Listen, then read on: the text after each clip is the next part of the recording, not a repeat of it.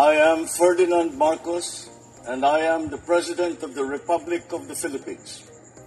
I stand today on behalf of 110 million Filipinos.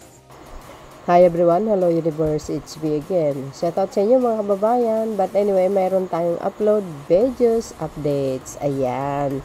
So dahil po sa nangyaring sakuna, no? Dulot ng bagyong Tino. Dahil tumaas yung tubig mga kababayan na parang dagat. Alam po natin, marami po tayong mga kaibigan ng mga taga ibang bansa na handang tumulong mga kababayan. Kaya isa na po rito ang bansa na kauna-unahang nagpahayag ng kanilang tulong para sa bansang Pilipinas upang maayos, no, or matulungan itong ating mga kababayan dyan sa Cebu. Sabi po dito mga kababayan, sabi po dito ng News 5, tulong mula sa Timor-Leste. Oh, di ba? Saan kayo makakita niyan? Nagpasalamat ang Pilipinas sa Timor-Leste kasunod ng anunsyo nitong magpapadala ito ng 120 Timorese engineers at firefighters para sa rehabilitation effort sa mga lugar na apektado ng bagyong Tino. Oh, di ba mga bes? Saan kayo makakita niyan? Di ba? Ganyan pag mabuti kang pinuno at marami kang kaibigan na bansa, pagdating sa sakuna, sure yan, magre-rescue sila. Ika nga tutulong, no? Di ba sabi ng Pangulo, friend to all, enemy to none. Kaya napakahalaga po mga kababayan yung mga Asian Summit na yan, dahil pagdating sa mga pangangailangan ng bawat bansa, sigurado yan, re-rescue. Tutulong talaga sila. So dahil dito, sabi dito, the Philippines expresses its sincere appreciation to the offers and commitments of humanitarian assistance from the international community for our relief and recovery operation in the aftermath of widespread destruction to Cebu and other parts of Central Philippines resulting from Typhoon Tino. Pahayag ng Department of Foreign Affairs. Oh, diba? Saan kayo makakita niyan? Ganon. Dapat mahalaga ang mga pagkakaibigan sa bawat bansa. Oh, sabi po ng iba, bakit walang tulong na pinansal galing sa mga foreign country? Hindi na kailangan po yun. Kayang-kaya ng Pilipinas. So, ibig sabihin lang yan is maraming pera ang Pilipinas. Hindi na kailangan ng tulong sa ibang bansa ng mga pagdating sa pinansyal. Well, if ever natutulong sila, why not? Diba? Tatanggapin natin. No? Sabi kasi ng mga DDS, wala daw tulong ng pinansyal, hindi na kailangan yun. Sus nako, kita nyo naman magkano pinakawala ng pamahalaan.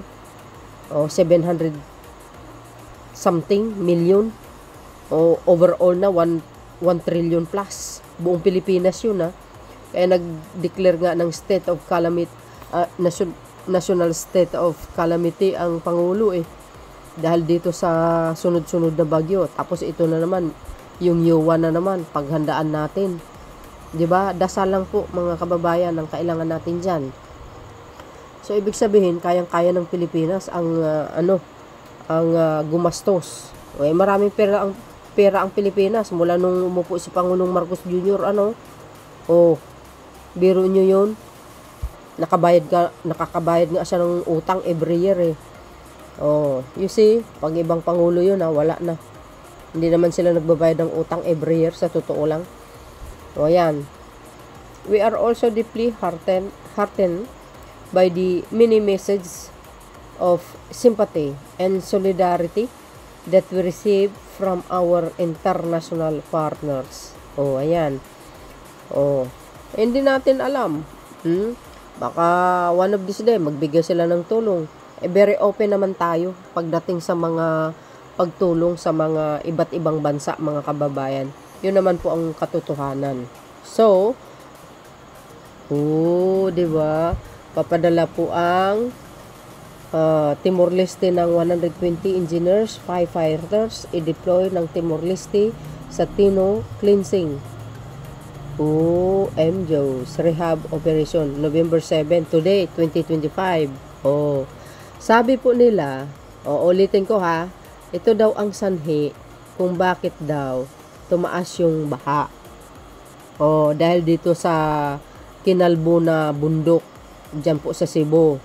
Pero sa akin naman mga bes, sabi ko sa aking pananaw lamang, pag ang kalikasan ang maningil, sigurado po yan. Wala tayong magagawa, hindi natin kayang kontrolin, 'di ba? Wala man sinong sisihin. Ayan nga ito nga ang basihan ko. Tingnan niyo, nakatayo pa rin 'Di ba?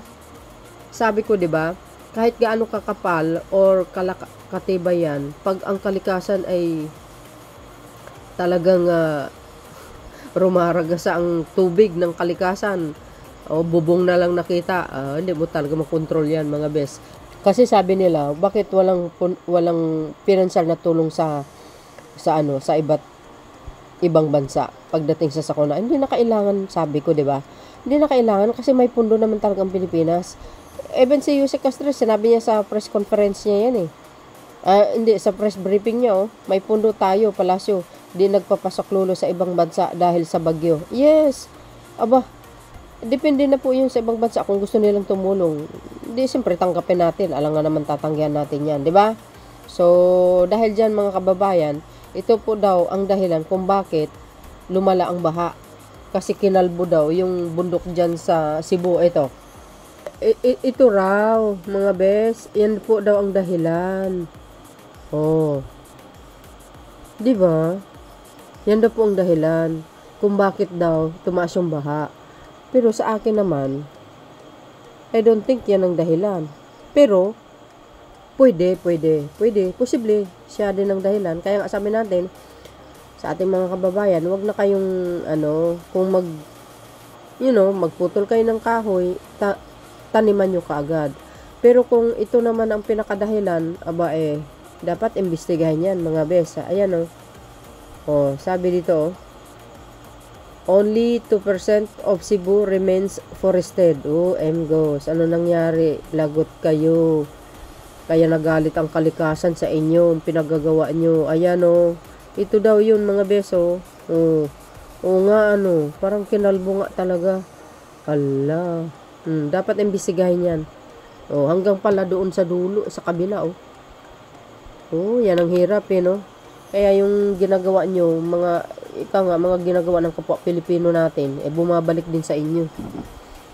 Tapos sisihin nyo pa si PBBM, di kayo naloka. Samantalang sinabi na 2019 pa yan, yung flood control na yan. So, kailangan maimbestigahan dito mga kababayan. Bakit? Ito, basahin ko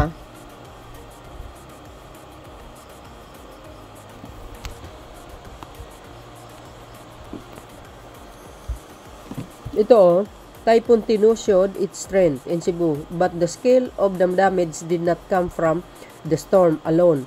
It came from what was already missing. Yun.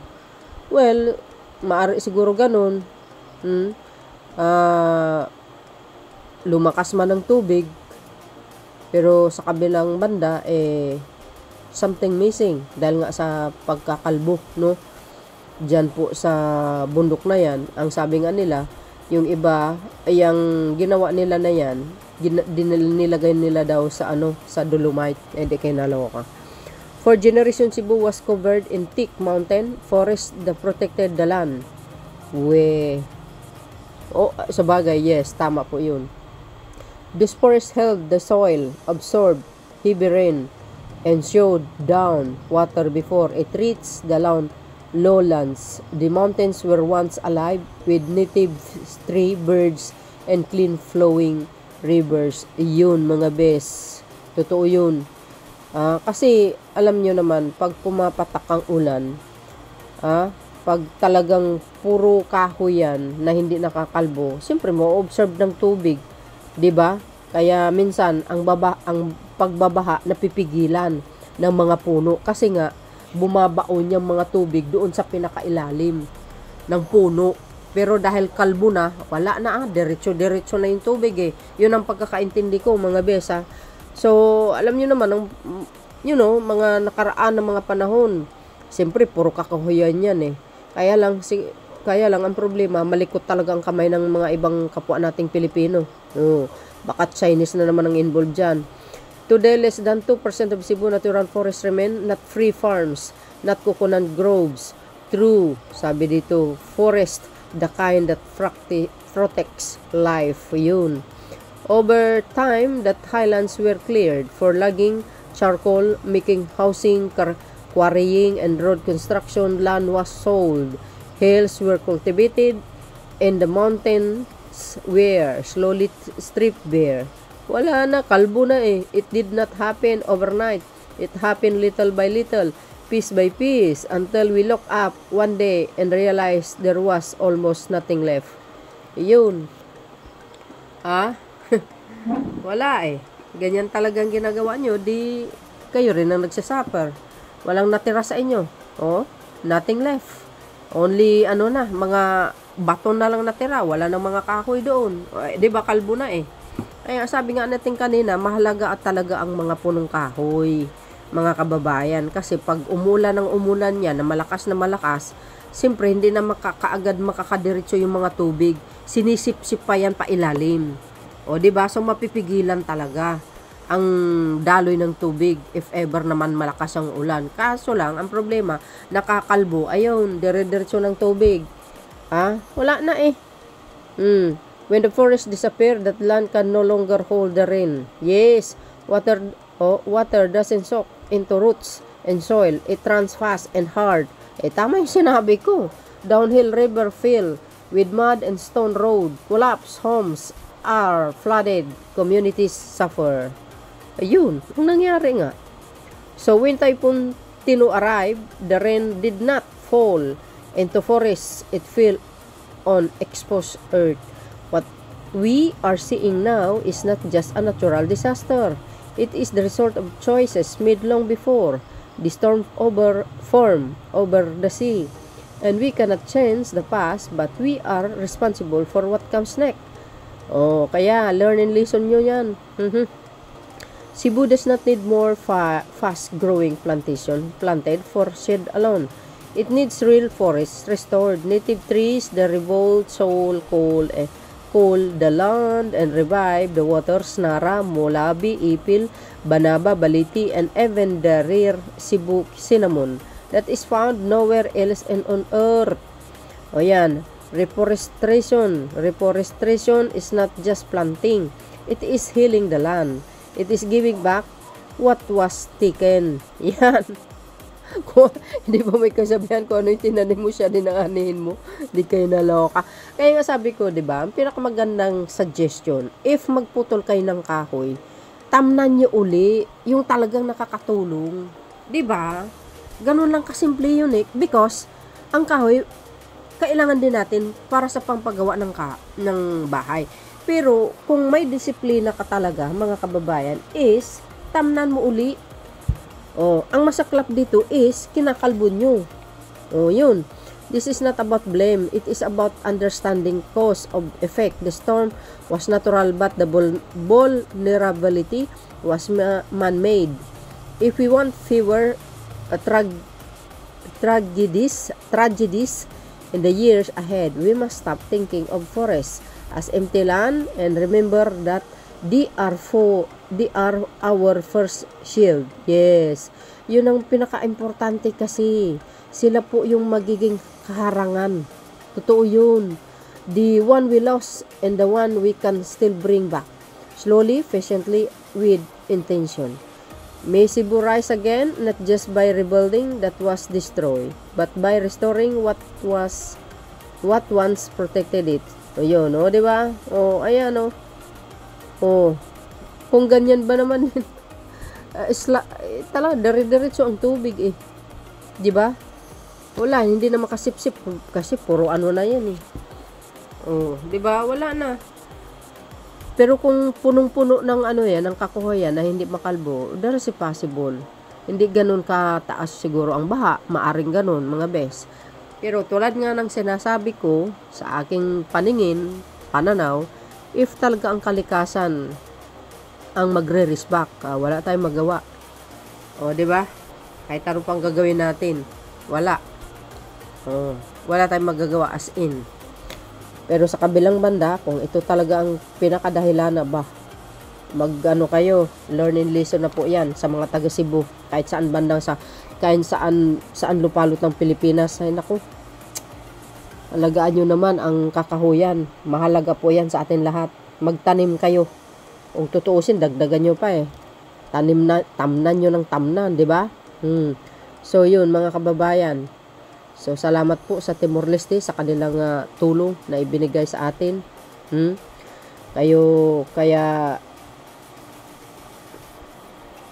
So yun mga kababayan. Ano po ang komento nyo dito? See you again on my next upload. Bye bye bye and baboos. God bless Philippines.